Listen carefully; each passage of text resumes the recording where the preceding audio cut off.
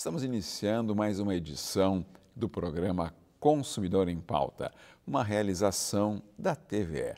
Aqui nesse espaço você pode enviar as suas dúvidas e questionamentos na área do direito do consumidor, na área do direito do trabalho, do direito imobiliário, do direito de família e sucessões, do direito tributário e do direito previdenciário.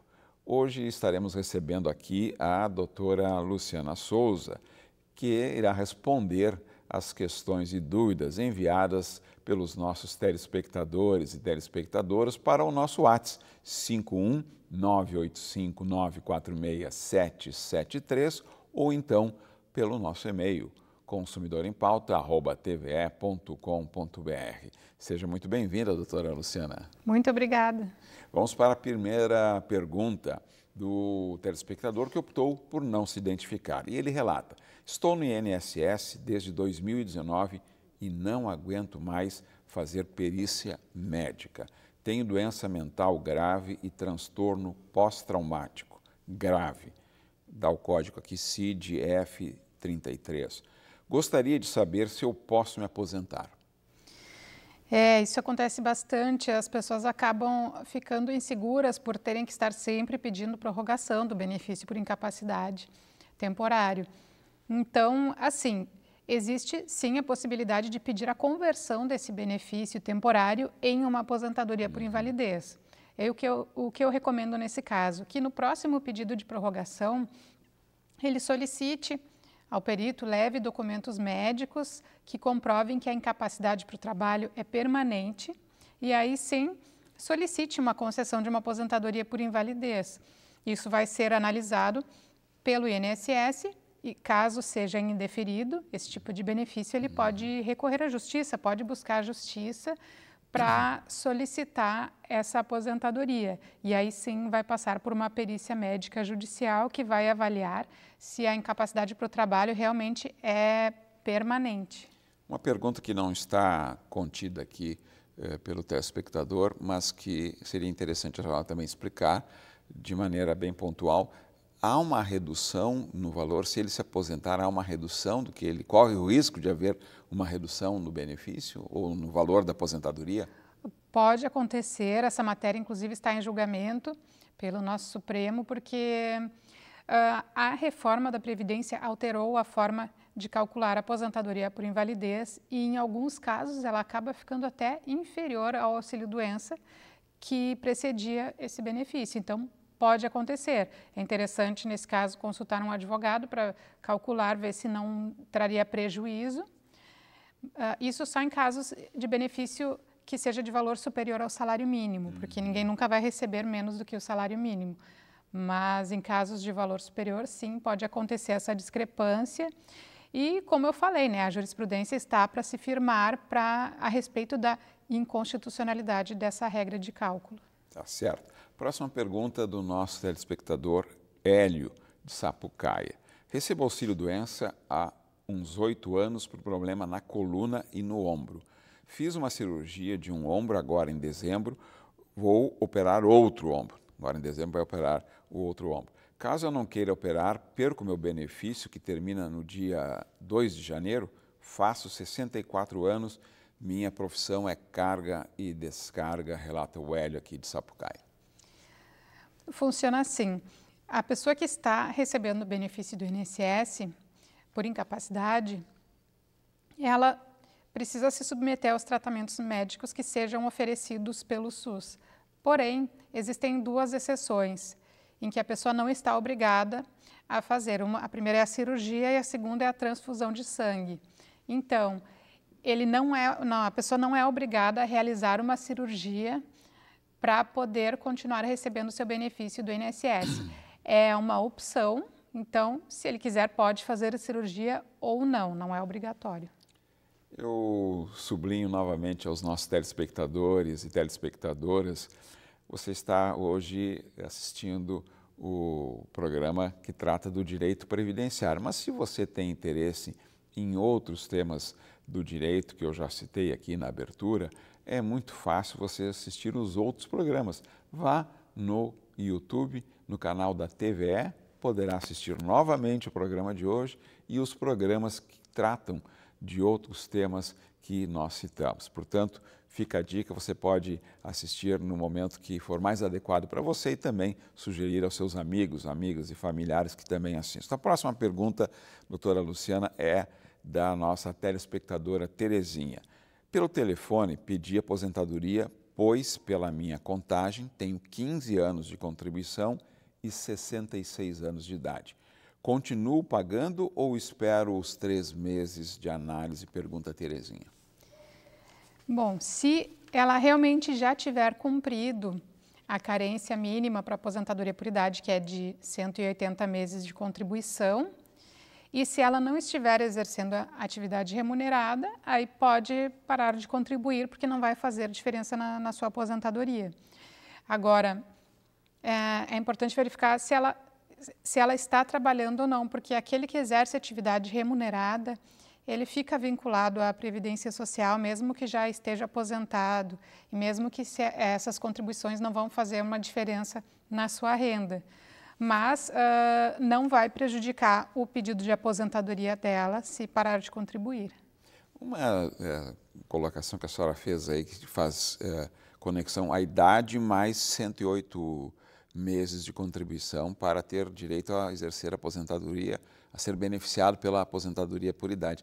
E é muito comum a gente ouvir no dia a dia com as pessoas, né, com os cidadãos, assim, não, eu tenho 65 anos, eu vou me aposentar, então sempre há importância de sublinhar, parece uma coisa muito óbvia, mas eu, pelo que eu escuto na rua, normalmente as pessoas associam idade com aposentadoria automática, né? Não é automático, não. A aposentadoria sempre vai exigir uma carência.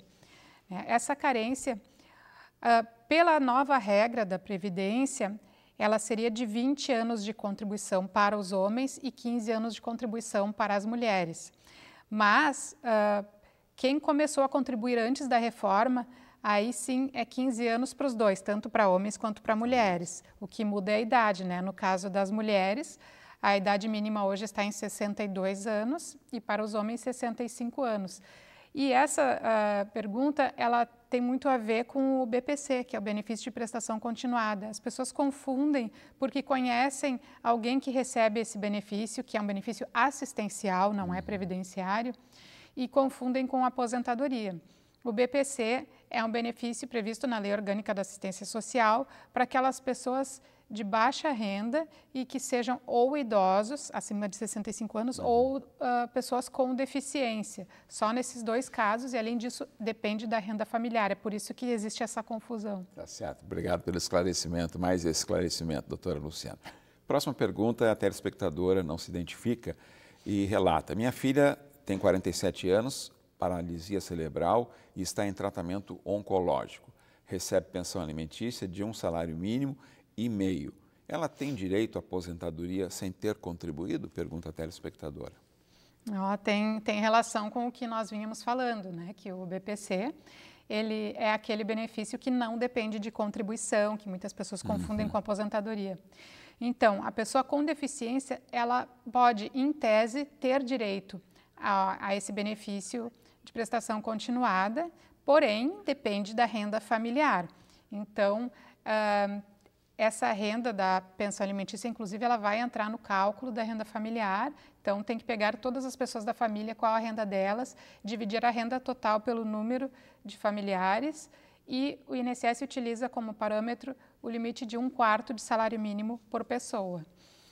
Existem algumas despesas com saúde que podem vir a ser abatidas dessa renda familiar. Então, por exemplo, despesas com medicamentos, com fraldas, com alimentação especial, com consultas médicas, desde que não sejam fornecidos pela rede pública de saúde. Então, se a pessoa conseguir comprovar isso ao INSS, então pode abater essas despesas para poder finalizar esse cálculo da renda familiar. Então, portanto, como ela relata aqui, a telespectadora, ela recebe uma pensão alimentícia de um salário mínimo e, portanto, é isso que está dentro desse contexto do benefício assistencial, né? Não é que está aqui colocado, mas queremos que não, mas se infelizmente ela vier a faltar, os familiares não têm direito, então, a nenhum tipo de, entre aspas, né? É uma ótima pergunta. Esse tipo de benefício, o BPC, LOAS, ele não gera direito à pensão por morte. Então, se aquele beneficiário, mesmo que ela ganhe o benefício no INSS, se vier a faltar, não vai gerar pensão por morte para nenhum dependente. Correto. Próxima pergunta do nosso telespectador Glauco. Tem um filho com deficiência, mas que tem condições de exercer alguma atividade laboral. Inclusive, trabalha como empacotador. Quando eu faltar, ele poderá solicitar pensão por morte? Poderá solicitar, mas tem algumas observações nesse caso, né? O que a legislação prevê? Bom, via de regra, os filhos recebem pensão por morte dos pais até os 21 anos de idade, mas eles podem receber até depois dos 21 anos de idade se forem inválidos ou pessoas com deficiência intelectual ou mental ou deficiência grave. Então, ele comprovando essa deficiência pode vir a solicitar esse benefício. Existe uma questão bastante polêmica, até controvertida, que é com relação à comprovação da dependência econômica. A legislação prevê que, nesses casos, a dependência econômica é presumida, mas no judiciário nós temos visto muitas decisões que exigem que aquele dependente previdenciário ele venha comprovar a sua dependência econômica do seu pai ou da sua mãe. Então, no caso de vir a faltar, seria importante que o filho deficiente ele também comprovasse a sua dependência econômica com relação àquele genitor para ter mais chance de ganhar o benefício. E essa comprovação ela tem que ser expressa de maneira formal. Por exemplo, ele recebia todo mês do pai um valor na conta para as suas condições alimentares, ou dependia da receita do pai, por exemplo, que é quem era responsável pela alimentação dele e de outros familiares. Esse tipo de comprovação é suficiente ou, por exemplo, comprovações mais assim, não, o pai ajudava ele, mas não tem nada comprovado assim? Pode ser por qualquer meio de prova. Então, comprovantes, é importante guardar esses comprovantes, digamos, alguma despesa dele que o pai pagasse, guarda esses comprovantes. Então, pode ser qualquer meio de prova, inclusive prova testemunhal, mas é importante ter esses documentos das despesas dele que eram pagas pelo pai para que fique mais robusta essa prova. Consumidor em Pauta vai para um breve intervalo e já voltamos tratando do direito previdenciário com a doutora Luciana Souza. Nos aguarde.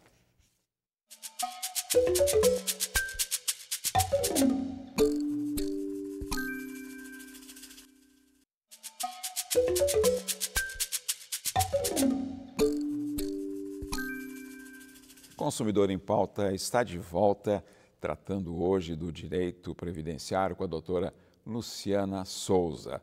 Questões e dúvidas que foram enviadas para o nosso WhatsApp 51985946773 ou então para o nosso e-mail consumidorempauta@tve.com.br. A próxima pergunta é inclusive de um segmento que seguidamente aqui surgem dúvidas e questionamentos em relação às questões previdenciárias, que é o segmento rural, né? As pessoas que atuam no segmento rural, que têm dependência direta ou indireta de outras pessoas que também atuam. E a Rose coloca a sua questão, doutora Luciana. Minha família tem uma pequena propriedade rural.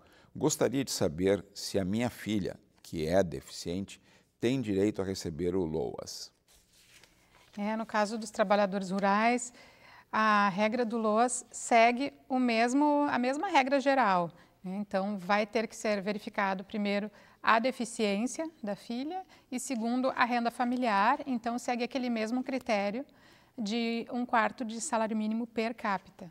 Então, não tem diferença por ser do meio rural ou urbano, não tem diferença. E esse encaminhamento é fácil, essa orientação é fácil ou é melhor procurar algum advogado especializado na área? Ou, por exemplo, se ele acessar os canais digitais da área da Previdência do governo federal, é possível ter esse tipo de orientação? É fácil? Ou...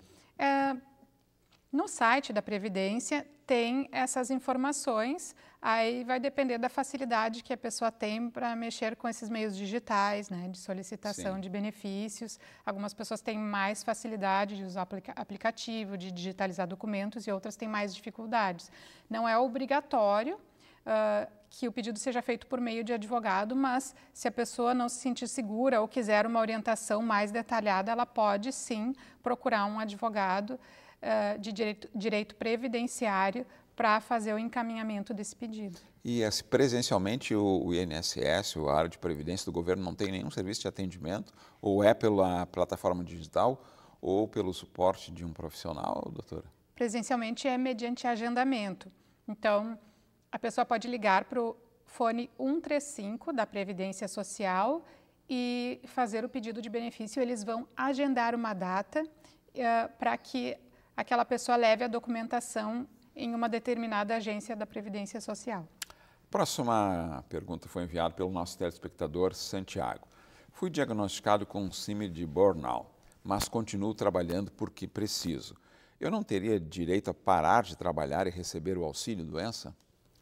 Para receber o auxílio-doença, ele vai ter que comprovar que já possui a carência de 12 meses para esse tipo de benefício, é a carência exigida, e que não está em condições de trabalhar. Então, não basta ter uma doença, mas sim precisa estar incapacitado para a sua atividade habitual. Síndrome de burnout, né, se imagina que a pessoa não está mais em condições de exercer aquela atividade, então teria que comprovar por meio de laudos médicos, fazer a solicitação do benefício à Previdência Social e se submeter à perícia médica, apresentar a documentação que comprove. E caso não concorde com a decisão do INSS, tem a opção de buscar a via judicial. E esse laudo médico, ele pode ser um laudo médico que não seja, de um médico que não seja ligado à Previdência, ou tem que ser da própria estrutura da Previdência que vai fazer a perícia e o laudo comprovando que ele precisa receber auxílio-doença? Ele pode ser do médico que o acompanha, não precisa ser um médico do SUS, pode ser um médico particular, vai dar esse laudo e esse laudo vai ser levado à perícia médica do INSS e o perito médico do INSS que vai analisar e verificar se concorda, se realmente ficou comprovada aquela incapacidade para o trabalho ou não. Correto. A próxima pergunta foi enviada pelo nosso telespectador Ian. Meu filho nasceu prematuro extremo. A previsão é de que fique pelo menos 4 meses no hospital. Gostaria de saber como fica a licença maternidade da minha esposa. A licença maternidade é concedida por 120 dias, mas existe uma previsão que não está na lei, mas na jurisprudência teve julgamento já do STF que abriu algumas exceções com relação a essa regra de 120 dias, dizendo que pode haver uma prorrogação desse benefício nos casos em que existe alguma situação mais grave e que houve internação ou da mãe ou do recém-nascido por mais de 2 semanas. Então, se essa internação for por mais de 2 semanas, esses 120 dias começam a contar a partir da data da alta do hospital. Tá certo. Você, telespectador e telespectadora, que está prestigiando com a sua audiência para ter os seus esclarecimentos e dúvidas na área do direito previdenciário, eu volto a lembrar que se você tem dúvidas em outras áreas do direito, especificamente na área do direito do consumidor, do trabalho, do direito imobiliário, do direito comercial, do direito tributário, do direito de família e sucessões, você pode mandar a sua pergunta para o nosso WhatsApp 51985-946-773 ou, se preferir, você pode mandar para o nosso e-mail consumidorempauta@tve.com.br. A próxima pergunta é da nossa telespectadora Camila. Estou recebendo LOAS, mas gostaria de contribuir para o INSS. Posso fazer isso sem perder o benefício? Para receber o LOAS, é importante que ela contribua como segurada facultativa, porque O contribuinte individual é aquele segurado do INSS que está trabalhando e está exercendo uma atividade remunerada. Então, se no momento de fazer a contribuição ela colocar o código de contribuinte individual, o INSS vai entender que ela voltou a trabalhar e pode suspender esse benefício, o LOAS. Então, é importante sempre que quem recebe LOAS, se quiser contribuir para a Previdência, contribua na qualidade de segurado facultativo, que é aquele que não exerce atividade remunerada, mas quer contribuir para a Previdência Social. E, de novo, só para reforçar, isso pode ser feito pela plataforma... As guias podem ser geradas na própria plataforma do INSS, né, que emite as guias. Aí existem duas formas de contribuição, ou sobre 20% do salário de contribuição, ou também tem aquele plano simplificado, que é 11% do salário mínimo. Então, existem algumas diferenças entre essas duas formas de contribuição, mas são as duas possibilidades. E lá, no momento que ele for gerar a guia, tem a opção de lá de contribuinte facultativo. Tem, sim. É tudo simultâneo, só fazer isso, tá certo. A próxima pergunta, inclusive, achei até bastante, assim, interessante, não todas são interessantes e importantes, mas essa, né, surgiu assim como algo mais pouco comum, né, pouco comum, do Eduardo, tá?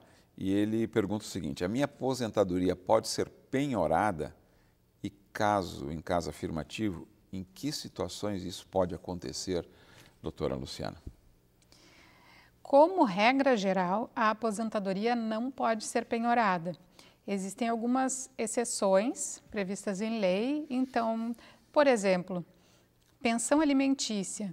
Se houver uma sentença judicial condenando aquele aposentado a pagar uma pensão alimentícia, por exemplo, para um filho, para uma ex-mulher, isso pode ser descontado diretamente da aposentadoria dele.